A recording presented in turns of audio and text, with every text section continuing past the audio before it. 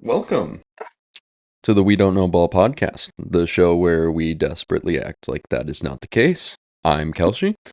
That, if I can learn how to point, that's Alex Funk. Got Joe down here and Shane in the bottom corner, as always. Today is Tuesday, September 9th, following week one, and I think we all know the direction this is going. Shane, you've had a night to process everything. Mm-hmm. Uh, we'll get you started off. Just another year of the same shit. I mean, that's it. 2018, same thing happened. So who knows how the season will turn out? You literally just have no clue. It's just same shits, same year. I don't know. I don't know. You seemed to know last week that they were going to go 10-7 at the floor. Yeah, it's because it's fun. It's nice to be delusional every once in a while. It's fun to have hope, but you can't. I don't know, man. I don't know what needs to be done at this point. I think they've tried everything, and yeah, we'll see next week. It's only week one, so You have Detroit next week, by the way. Is this when Detroit? We'll see. Mm-hmm. So I have never seen a team. I mean, this is week one. Suck the life out of somebody that badly. Like, I think a lot of. I'm not gonna speak for all Bears fans, but I said last night the consensus for me was I think they were so focused on JJ McCarthy's debut that he wasn't gonna walk into Soldier Field and get a W, that they forgot the Vikings were always the superior team. Like almost at every position, they are better, right? It's just the quarterback, and once JJ locked in, we saw that. Of course, there are other issues that we could talk about here. Caleb Williams has serious. Why can't one of our quarterbacks ever lock in that we draft in the first round? Like, why does everyone else get so lucky with drafting a quarterback in the first round? Fine yesterday. Yeah, well, you're the Packers propaganda, so it doesn't matter. It is week one. There's a lot to clean up, and for the love of God, please don't tell me you're going to pull the plug on Caleb Williams at that point, because no, he's got plenty left. He's got this year and next year, and then he's done. I think Caleb needs a lot of work still. He had, even on his first few opening drives where he was doing all right and he completed 10 consecutive passes or whatever, that fourth down call on the attacking end of the field, it's a good call to go for it there, but the throw was not on target, and there was a lot of reads earlier in the game that he just missed guys downfield. He missed Roma Dunze up the seam on like a 30-yard pass, and he also missed DJ Moore on like a 15 or 20-yard pass to the outside of the field. And those are reads that, like, he made the read on the DJ Moore, like, misconception, I guess you could say. He looks at him and then turns his head and goes to throw the ball somewhere else. And it's those kind of plays and those kind of throws that are really going to hinder your offense. So you can kind of tell, like, when the scripted plays were like, when, like, obviously each team scripts up, a series or something or two before the game, and you could tell when they had to start, when they finished the script. Like, hell, they looked phenomenal that first drive. yeah. Mm-hmm. I mean, I was at work, I was able to watch it on the TV, but they marched down the field. My God, I know I had the Vikings defensive fantasy, and I'm sitting there, I'm like, holy shit. I mean, like, I better hit the waiver tomorrow. But I mean, they marched down that field, and then literally dead silent after that. Like, I don't know if they scripted up one series just for the game, because that was not the same team under those helmets after that first series. I mean, yeah, sure, the Vikings defense just locked in, as talented as they've ever been, but it's week one at the end of the day. Like, there's going to be a lot of woes. Yeah, are you good? Sorry. For me, the three main takeaways from that game, Number one, the penalty yards. 130 penalty yards, dude. Several false starts across the line. They were littered with false starts and other pre-snap penalties. Another one, the offensive inconsistency.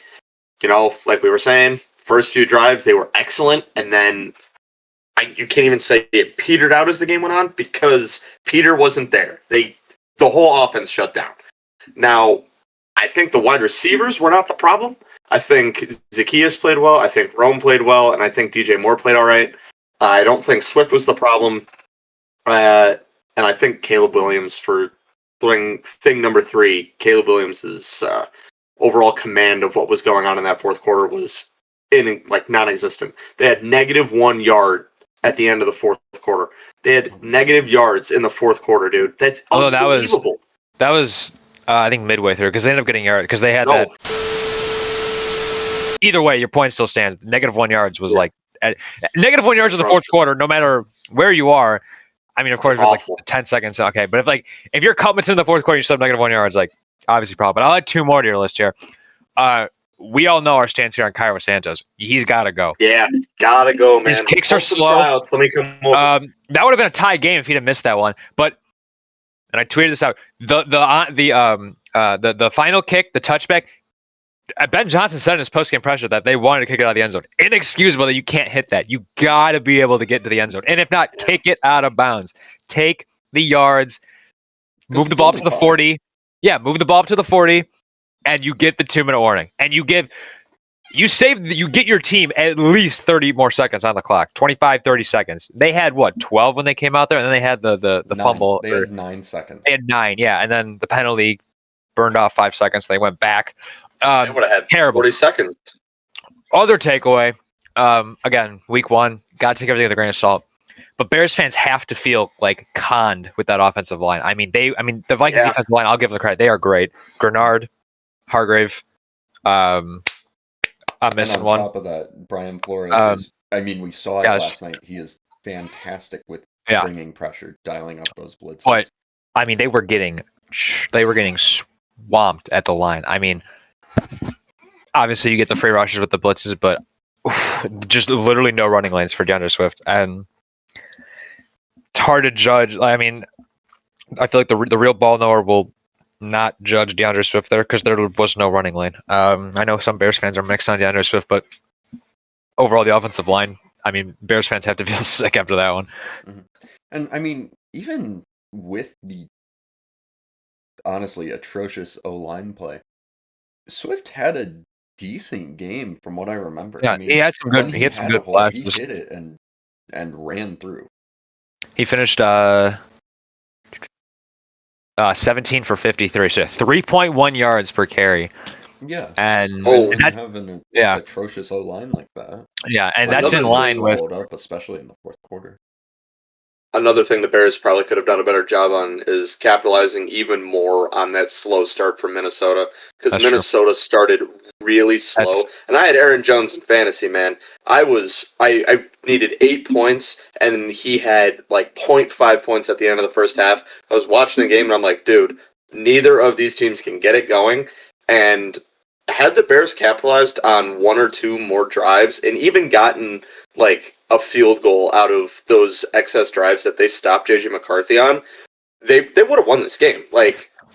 This was their game to win. It was their game to lose. And at the end of the day, it came down to, like you were saying, the O-line and Caleb Williams.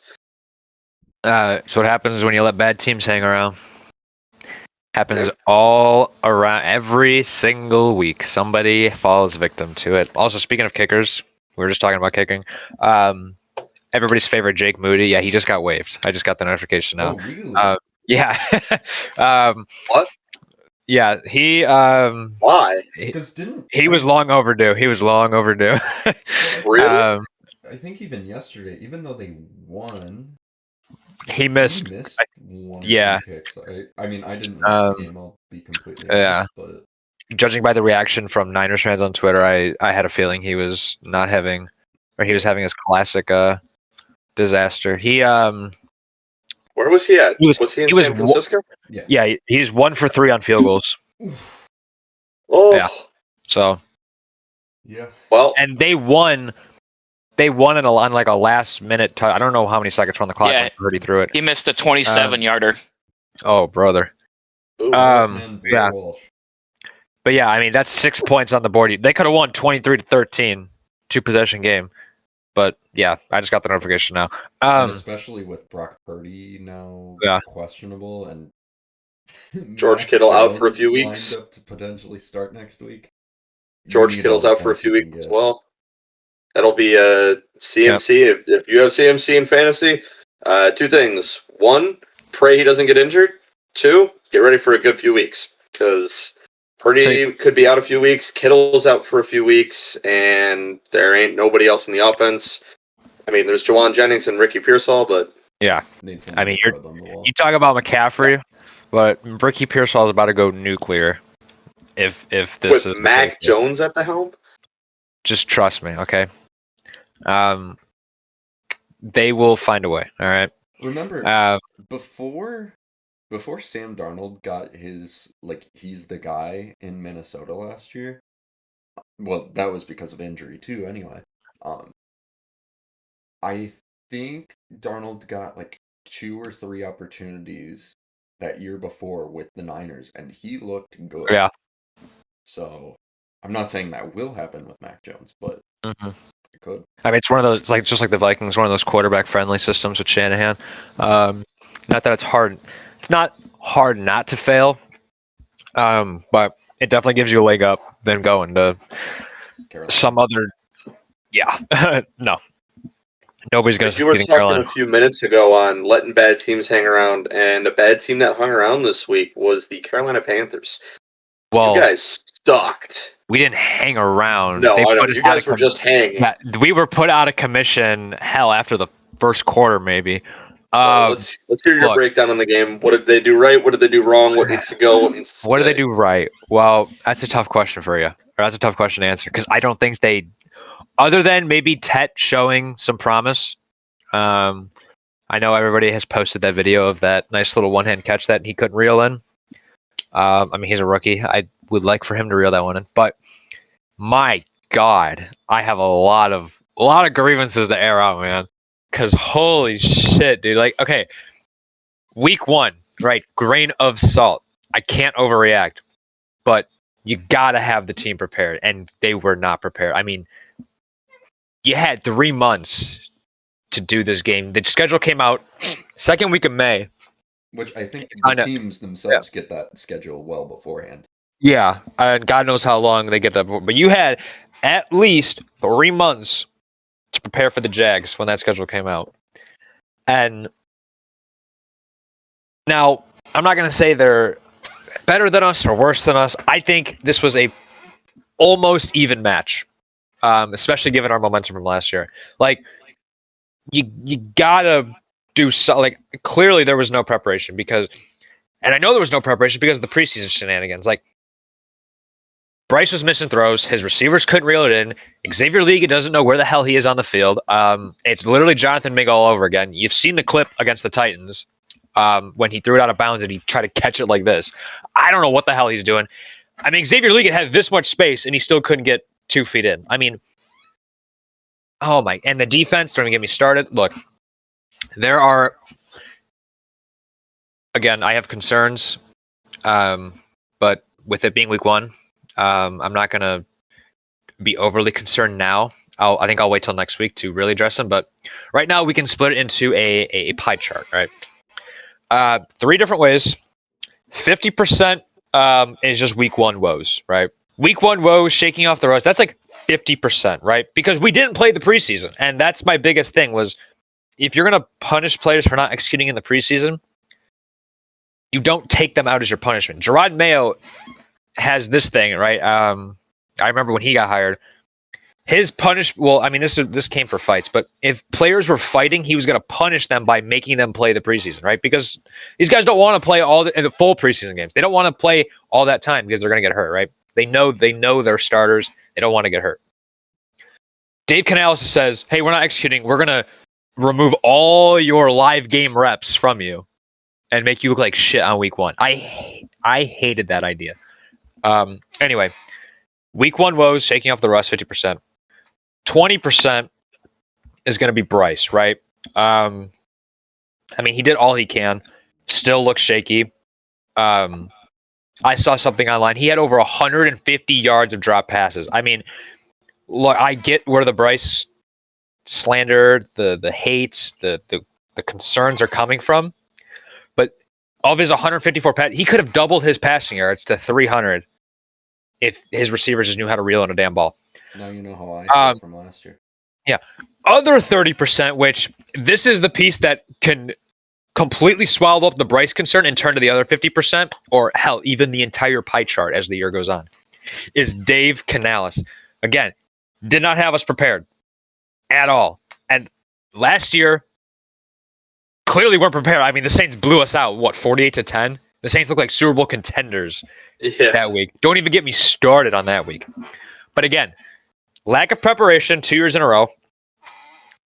His demeanor, his vibe around when I watch him and when I see his questions as post-game presser, he just doesn't seem like a coach, like a leader of men. Like, I talk about like coaches need to be like the video of him on the sideline, like kind of like coddling Bryce, like, and then Bryce just wasn't having it, like through his helmet. Like, we're down big. This team is in the dumps. The last thing he wants to hear is, "Hey man, we'll get him next time.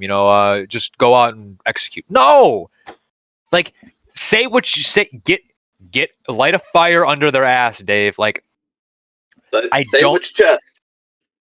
And somebody on kind of Twitter pointed this out. They said that Bryce and Dave just don't trust each other.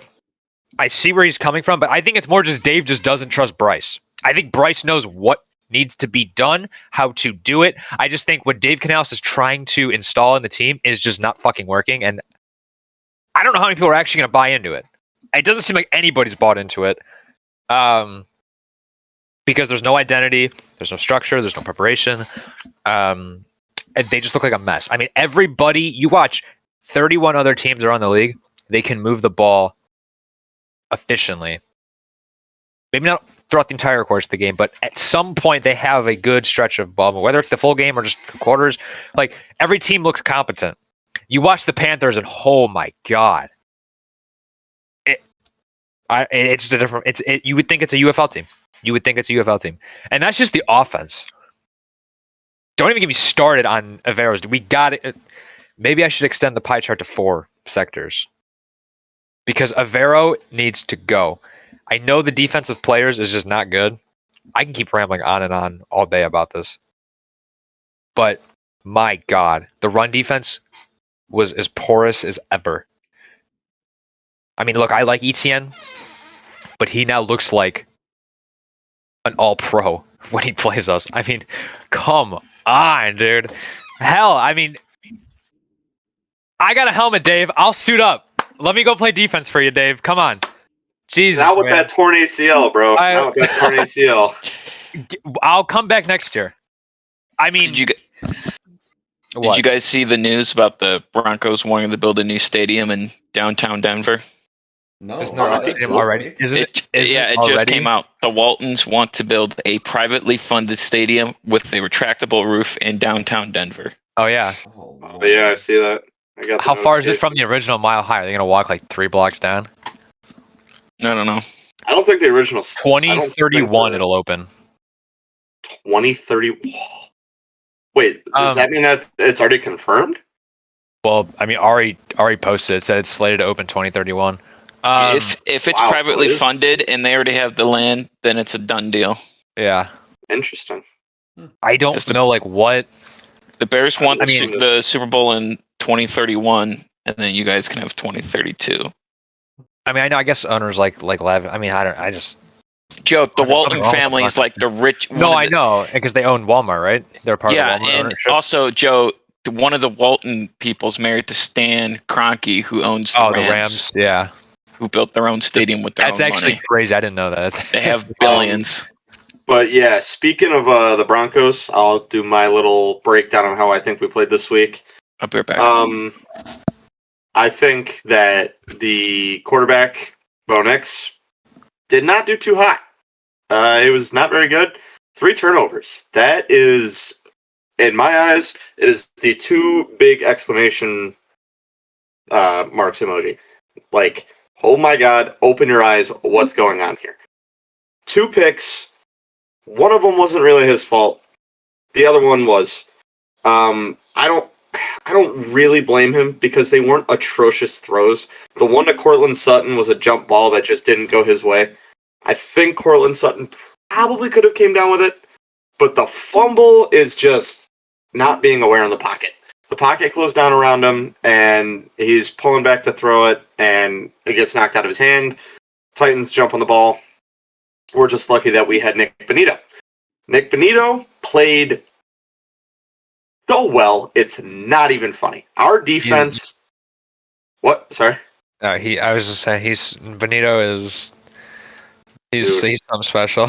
That dude is unreal. He was all over it yesterday. Oh my gosh. Between Hufanga, because Hufanga also played great. Every time I looked at a tackle that wasn't at the line of scrimmage, then it was Hufanga on it, and he played fantastic. Jaquan McMillan actually had a game-sealing strip sack. Now, earlier in the game, he was... Earlier in the game. Yeah. Yeah, hold on. I'm going to apologize.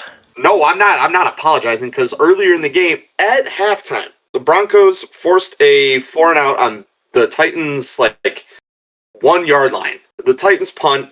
Bo actually, I think he threw the touch. Yeah, he threw a touch on to Cortland Sutton, and then there are 40 seconds on the clock, if that. There's not a lot of time. The kickoff happens, and Jaquan McMillan gets beat to the corner by I don't remember what his first name is, but DK on the kickoff return, and the Titans wind up getting a field goal out of it, which completely made me irate. I mean, you did not have to step up there. You did not have to allow him the ability to get to the corner, and he got beat to the corner, and that is what put the Titans in field goal range. So as much as he got a useless game-sealing strip sack on the last play of the game, he also allowed 3 points single-handedly. I don't care. Jaquan McMillan needs to have a lot of improvement before I look at him and go, all right, this guy, he's a legit DB. He's not as good as Riley Moss, and he's damn certain not as good as Pat Surtain. Anybody will tell you that. I was going to say, did you touch on that strange, was it 3rd or 4th down? When they just launched the ball instead of... Was they in field goal range? Remember we were watching the 4th down, the weird throw to Mims. I still think about that from 4th down. It was 4th and 2, 4th and 3. They line up and play action, and they had Cortland Sutton out wide and Mims inside on the right of the line, and for whatever reason, Bo Nix drops 10 yards back and just floats one, and it was not where it had to be at all. It was not where it had to be. And Mims, even if he did run the route right or whatever, it was thrown out of bounds, so it didn't matter. Weird play call. Should have kicked the field goal. Just Bo Nix, I'm really praying next game he has a much better game, because if he plays bad, it's going to look like the Colts have an all-time best defense after playing against the Dolphins in week 1 and obliterating them, and week 2 30-0 at one point. Yeah, the 8 points came super late. The last few minutes of the game, yeah. Then it was HN. It's the Colts. I'm having a the other thing that I have to address. Why on God's earth is Tyler Beatty getting 6 targets in the first half, Sean Payton? What is going on? Why are we throwing the ball to fucking Tyler Beatty 6 times in the first half? You have Cortland Sutton, Marvin Mims, Troy Franklin, you have Evan Engram, you have RJ Harvey, you've got guys, and you decide to throw to RB3 6 times in the first half. He caught 2 of them. What are we doing? Oh, dude. Made me irate watching Tyler Beatty try and reel in a pass that he is not supposed to be targeted on. Unbelievable. J.K. Dobbins looked all right. R.J. Harvey he did okay. I don't think either of them did exceptionally well. I know J.K. Dobbins had rushing touchdown. The offensive line made that hole for him, which, that was super helpful, super nice, great. Thank God we got those points, because if we didn't get that touchdown, we would have lost the game. I have zero faith in the team's ability to, or that game, I should say. I had zero faith in the team's ability to go down the field and just put points on the board. Yeah, our kicker did well.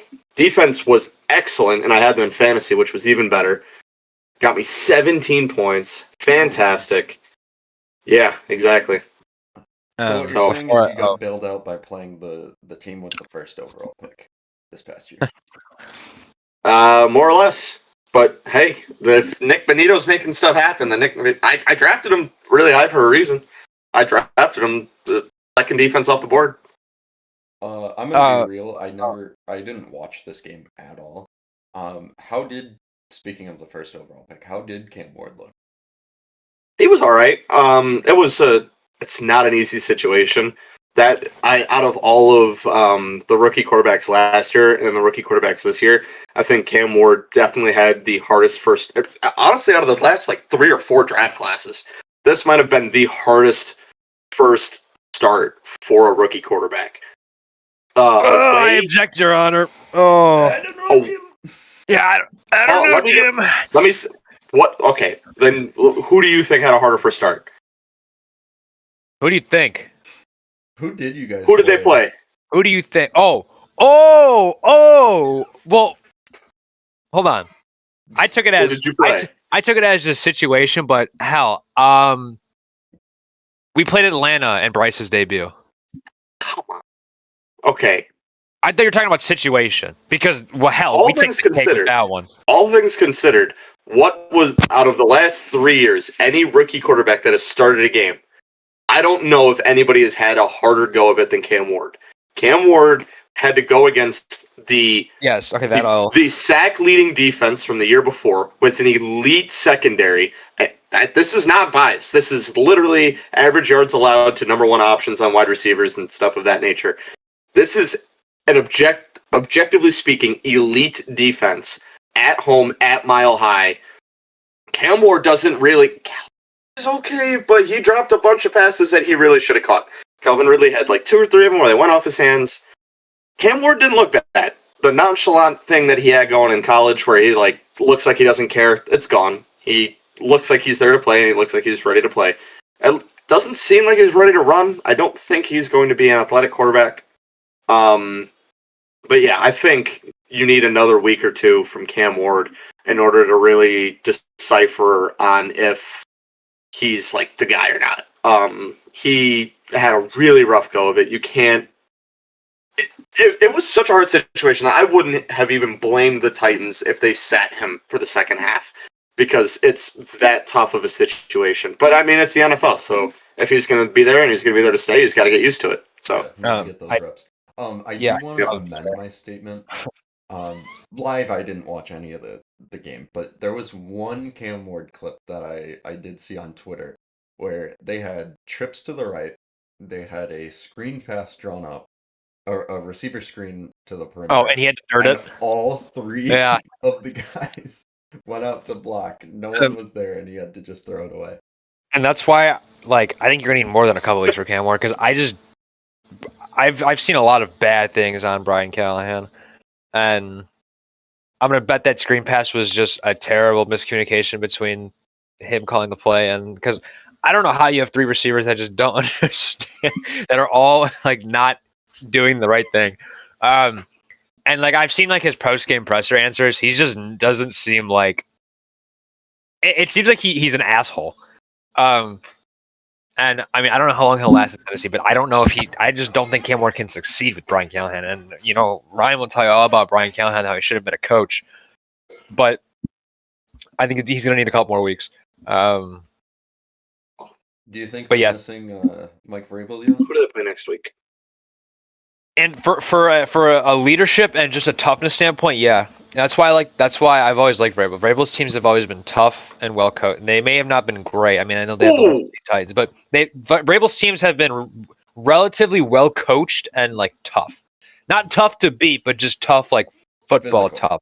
Physical. Yeah. So and next week the Titans play the Rams. Oof. Oof. That might not be Also, any better. Well, hey, if they're in contention for the first overall pick again. Hey, it's in Tennessee. Breaking news. We were just Again. talking about this earlier. George Kittle is now on the IR, so he'll be out for the next 4 games. Who has him in fantasy?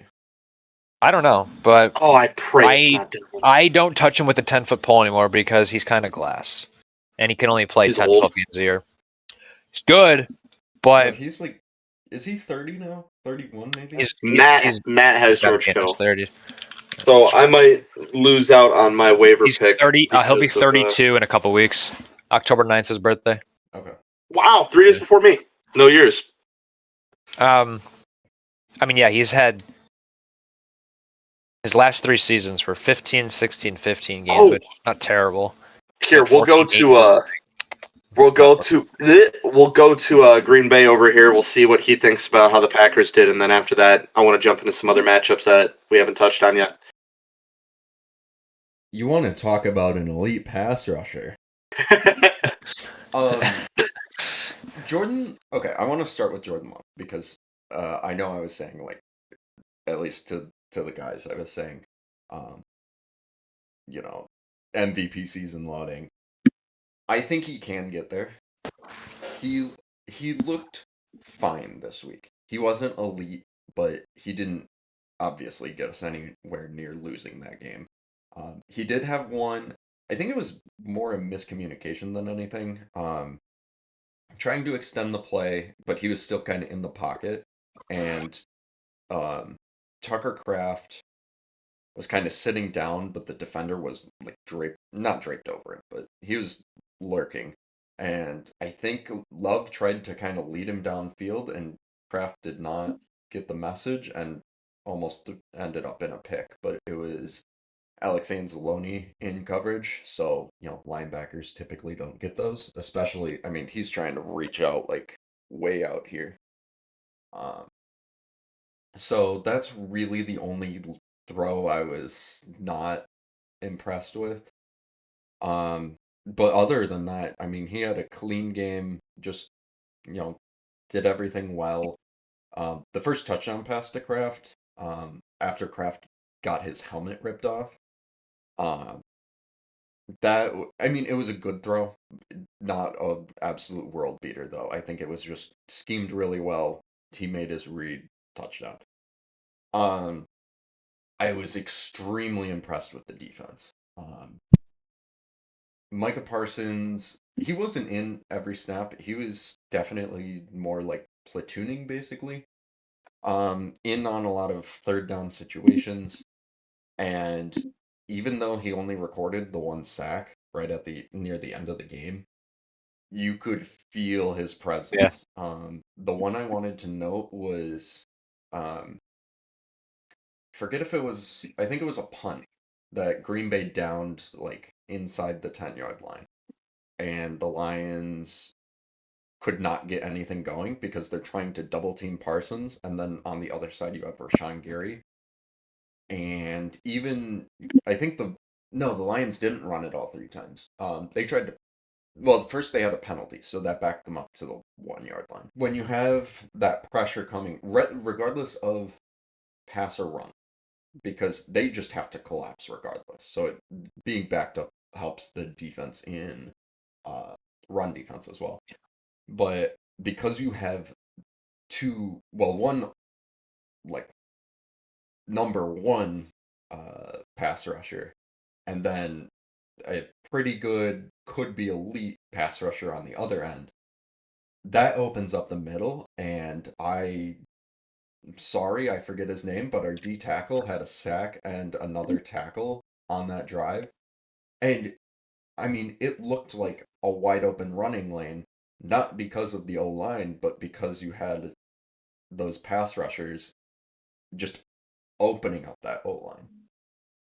And, easy to blow it up. Almost had a safety on that. Had to punt, and if I remember right, that led to a touchdown because, great field position. Yeah, I mean, just totally sound. Defense looked elite. Just praying Jeff Hafley doesn't get poached at the end of the year to be a head coach. Packers to the Super Bowl. 2-2 split here on the pod of teams winning, teams losing. A lot to like though. Week 1. I mean, at the end of the day, football's back. Win, So lose or tie.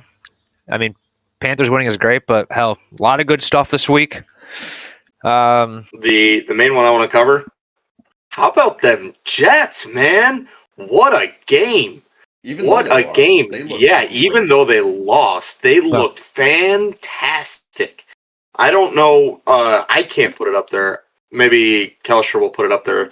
The chart of the run selection by the Jets running away from TJ Watt I had it was server. so funny to look at. I had Breece Hall in fantasy. He went off. He had a great game. I was high on him coming into this season. Everybody's like, oh, he should be split touches. He should be doing this. He could be doing. No, it's a contract year. He wants to get paid. He wants to prove he's the number one guy in New York. This is his spot. He's not giving it up to no second year Braylon Allen.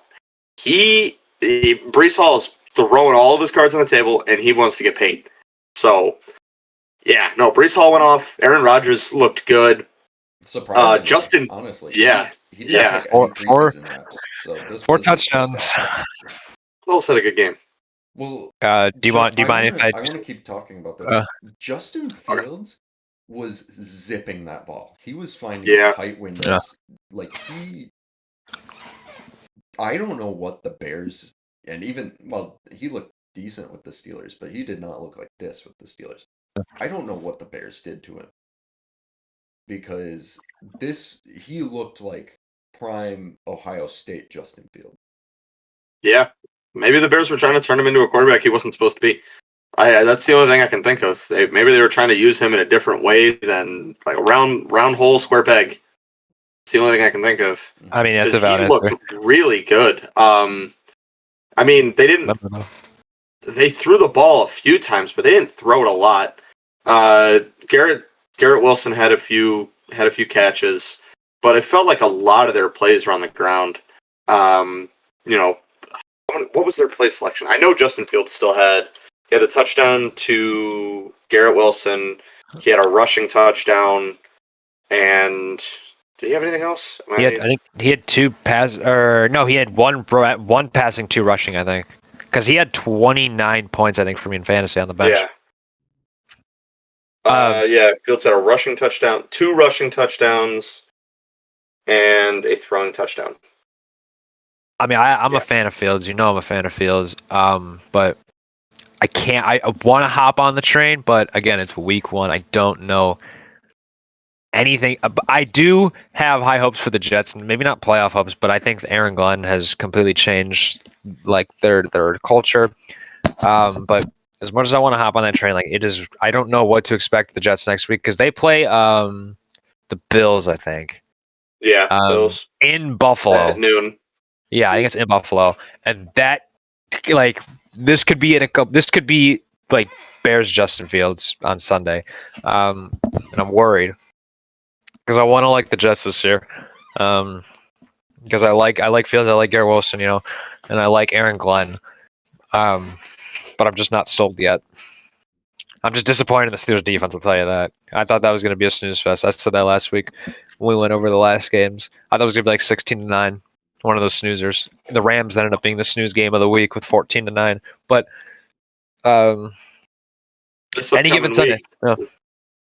This upcoming week, Packers have a short week playing against NFC Championship contenders, the Washington Commanders. Are they in Washington or Green Bay? Green Bay. Ooh, all right. What are your score predictions? What do you got? I mean, okay, it was the Giants, but I mean Washington looked plenty fine. I'm really excited to see what the defense can do against Jaden Daniels. Year 2, maybe we start the sophomore slump. Who knows? I guess this brings me to a good something I should have touched on with the Packers game recap. Quay Walker looked good for once. He's been fine. Obviously, the attitude issues have lingered for his entire career, but he looked good. He was swarming the ball. I mean, just it looks like a great scheme fit with Jeff Hafley's defense, and if he can, when he's in a spy on Jaden Daniels or whatever, if he can perform like he needs to, should be an exciting game, at least on the Green Bay side. But short week, you never know what'll happen. I'd imagine you just slam the under because that's what seems to always happen in Thursday night games. There's like a 20-13 final score here. Yeah, maybe. However, I mean, again, the Giants, so we don't really know. Washington's defense, have they changed from last year, or was it just the Giants inept offense only putting up 6 points? Yeah, it'll be exciting. For this week, my prediction for the highest scoring game is going to be Jaguars Bengals. Ooh. I don't think either team has, after last week, I don't think either team's defense is too good. And I think Joe Burrow's going to take some sniffing salts before the game or something, or he's going to wake up and he's going to throw the ball to his unfathomably good receiving core. Stop throwing the ball to Noah Fant and get the ball down the field. Look, I always have the stance on week one, but they only dropped 26 on our defense. I mean, you could go a little bit more. I think the highest scoring game, honestly, I don't even think this one might come as a surprise. I got two candidates. Number one, a little more obvious, would be Lions and Ravens, and I still have faith in the Lions despite the week one kind of slump. I think Lions and Ravens will be very high scoring. You mean Bears, Lions, and Ravens Browns? Oh, I'm on week 3. Whoops. Yeah, I was my fault. Bro. I was like, wait, why is it September 12th? I'm like, wait, I fast Bears play the Lions. That's the name of the pod. Completely scratched that. I'm not even using my eyes. That's the discussion for next week. Honestly, I don't even know anymore about these.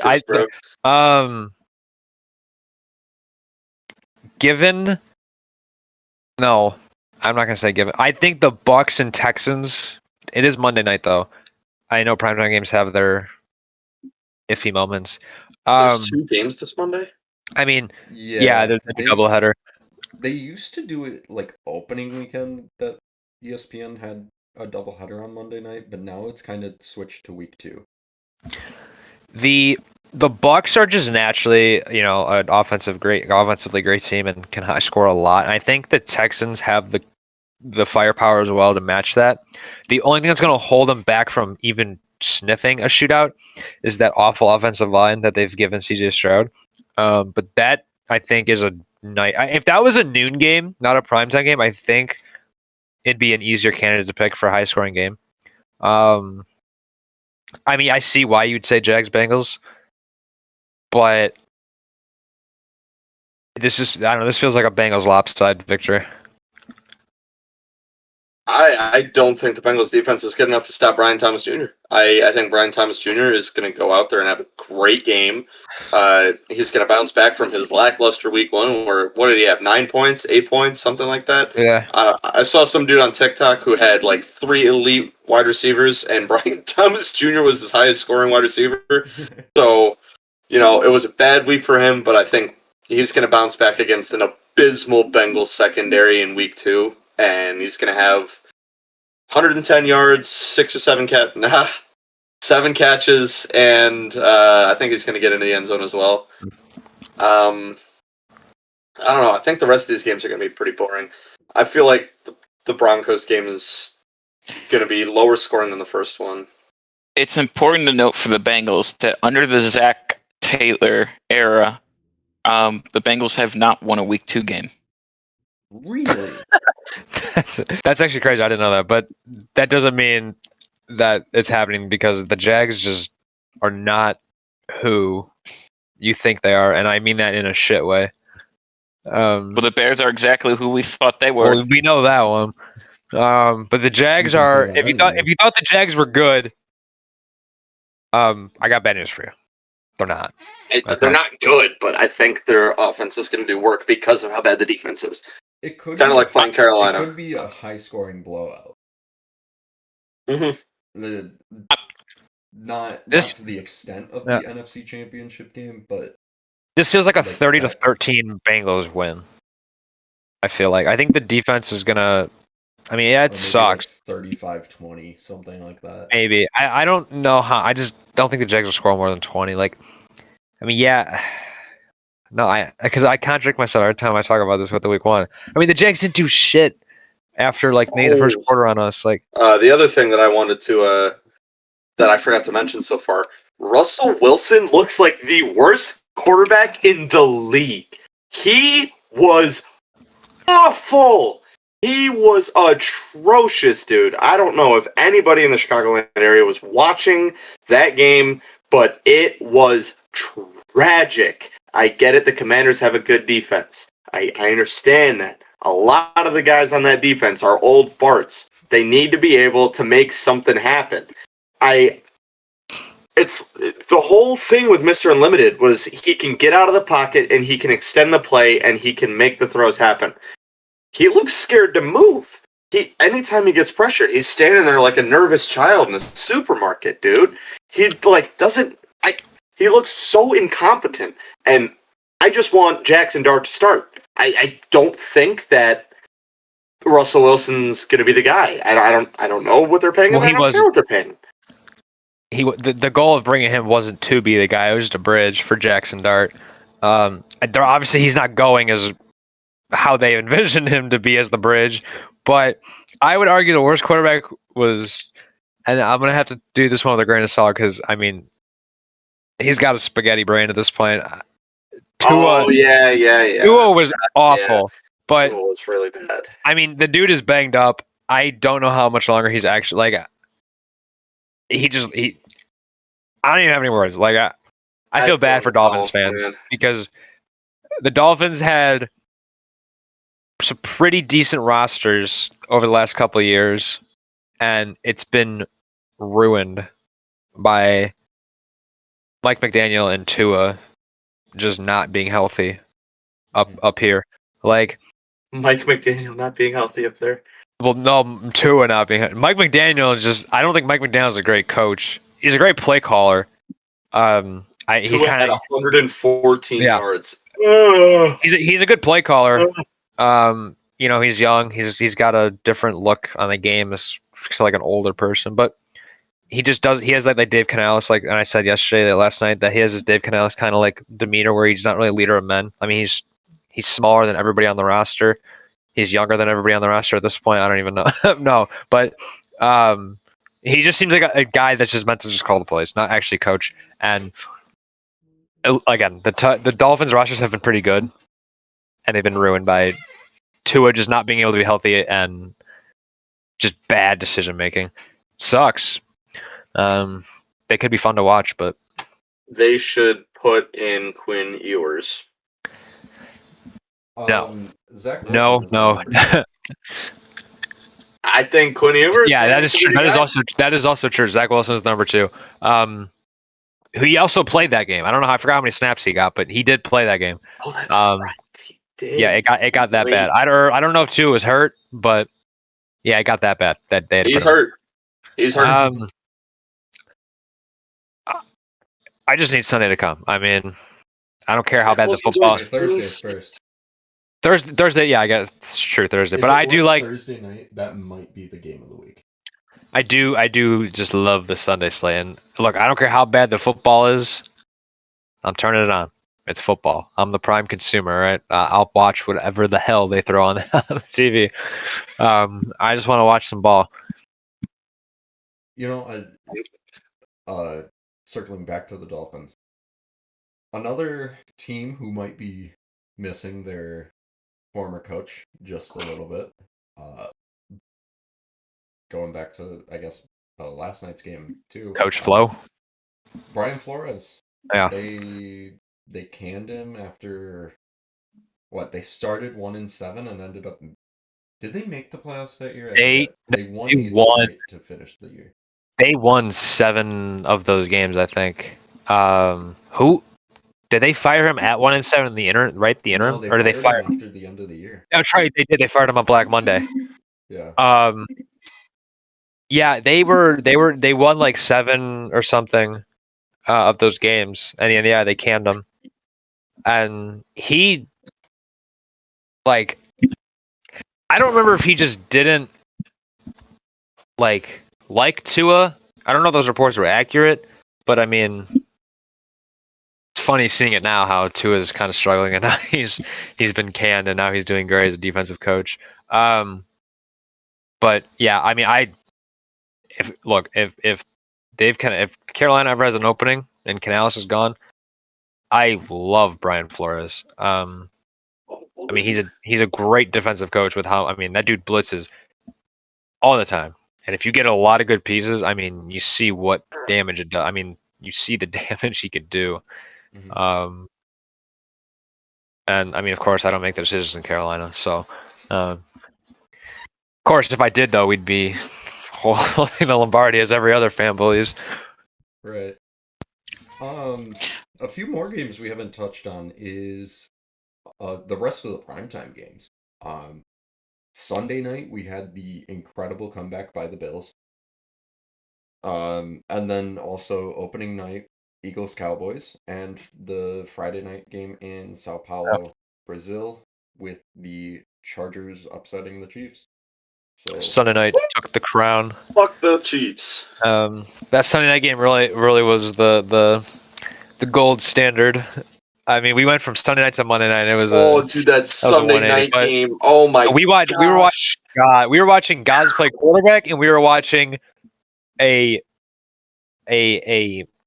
more than a god at running back. I mean, Derrick Henry.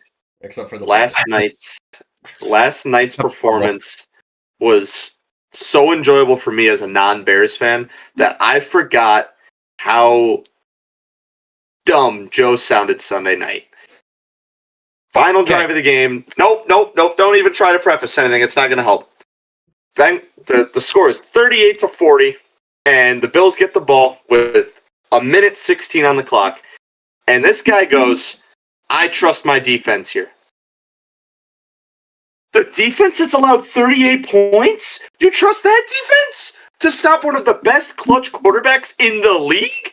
Bro, come on, man. You gotta be serious, bro. And if you didn't get the first down, it would have been the same result. They kicked the field goal earlier, and then. But you could have had a better chance to stop them, a fighting chance. I think if they get that first down, they win the game. They run the clock out. Now they didn't do that. But they didn't. Eventually had to punt, put the ball into Josh Allen's hands. It was 4th down. 4th and 2. 4th and 3. So it's either they get the first down and end the game, or they don't, and the Bills are already basically in field goal range. Whether that or compared to the risk there is you would rather. Here's the thing. It doesn't help when Jair Alexander forgot how to play football. Yeah, true. Like, I don't even have any. Like, he's just not good. Okay, anymore. And it makes it a little hard to try to stop Josh freaking Allen, when Jair Alexander's tossing out the long sleeves like he's, Darrelle Revis in the early 2000s, yet he's getting burnt like every single damn route that he's getting thrown at. It's a tough decision for I mean, well, Harbaugh has his own question. I mean, we've seen the Ravens lose a lot of games. It's a tough decision for a coach, though, because you go for it, you say, I don't trust my defense, right? That's a gut punch to the defense. Or you take the defense out there and as a gut punch to the offensive players because you don't trust them to get that first down, right? It's not a gut. I don't know. It's just an unfortunate situation that some people just couldn't do their jobs on defense, right? I don't think there was necessarily. I want you to understand that he trusted Jair Alexander and the rest of that defense to get a stop more than he trusted Lamar Jackson and Derrick Henry to get 3 yards. Derrick Henry, as much as I love him, just fumbled the game though to give him to put him in this situation. I love Derrick Henry, and I'll forgive him for causing so much pain. That made my fantasy game winnable. Look, everybody has their mistakes. Derrick Henry will be fine, right? He will dominate next week, and he'll continue to dominate in his way into NFL history. It's just an unfortunate situation that he fumbled, and the defense I think if you're in that situation, you have to go for it. That is a situation that seals the game. You don't give Josh Allen another chance with the ball. You get the first down, you win it, you go 1-0 after week 1. And then they play, I don't even know who they play week 2. I know they play the Browns. The Bills play the Jets. Ravens are playing the Browns. Right. Neither team has a competent defense, so we'll have to see if Cedric Tillman goes off for 300 yards. Yeah. Not happening. I wanted to drop because when I revisit this next week, great. I don't care if I sound delusional right now. Carolina will be bouncing back on Sunday. And I want to.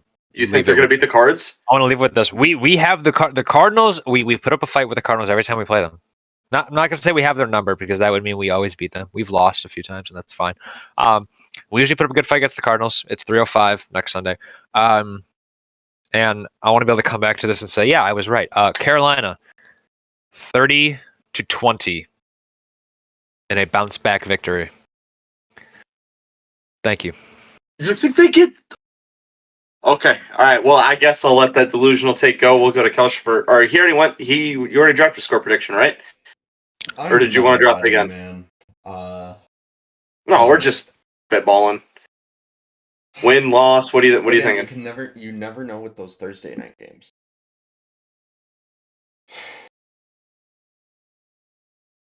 I'm gonna go.